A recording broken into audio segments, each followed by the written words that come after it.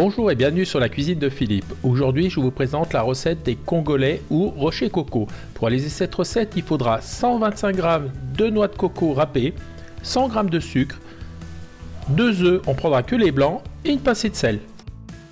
Dans un cul de poule, je vais mettre les blancs. Je rajoute une petite pincée de sel.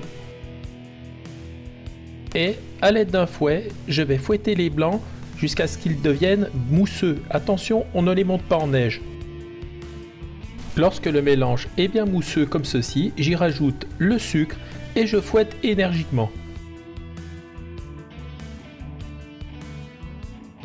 Il faut que la préparation devienne bien lisse. À ce stade, je vais arrêter d'utiliser le fouet, donc je rajoute la noix de coco en une seule fois. Et à l'aide d'une maryse, je vais faire des mouvements circulaires de façon à intégrer la noix de coco dans la première préparation.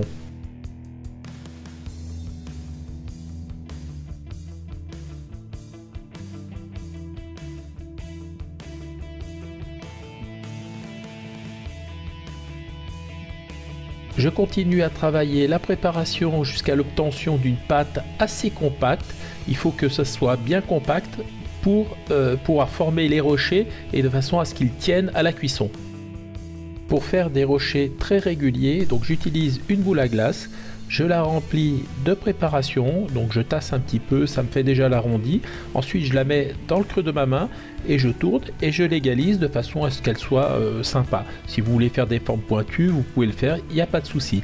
Et je dépose le tout sur une plaque sur laquelle j'ai mis du papier sulfurisé. J'ai pu réaliser 10 congolais avec la préparation. Maintenant, je vais les enfourner à four préchauffé 180 degrés pendant 10 à 15 minutes. Surveillez la cuisson visuellement, il faut qu'il soit légèrement doré. Et voici le résultat après 14 minutes de cuisson. On voit les congolais sont bien dorés. Maintenant, je vais les laisser refroidir pour pouvoir les déguster. Les congolais ont refroidi. Regardez comme ils sont beaux. Ils sont tout dorés. Et je peux vous dire, ça sent vraiment la noix de coco. Donc maintenant on va procéder à la dégustation. Donc je vais en prendre un et on va regarder comment est l'intérieur. Donc on voit dessous c'est grillé, mais c'est normal, c'est le sucre qui caramélise un petit peu. Donc je les coupe. Donc regardez à l'intérieur, ça reste souple, l'extérieur est croustillant. Donc maintenant je vais goûter. Je peux vous dire, c'est vraiment un délice. Voilà, j'étais super content de vous présenter cette recette. J'espère qu'elle vous a plu. Si elle vous a plu, je vous invite à mettre un petit pouce bleu et à vous abonner à la chaîne. Ça me fera toujours plaisir. Sinon, moi, je vous dis à très vite pour de nouvelles aventures culinaires sur la cuisine de Philippe. Ciao, ciao!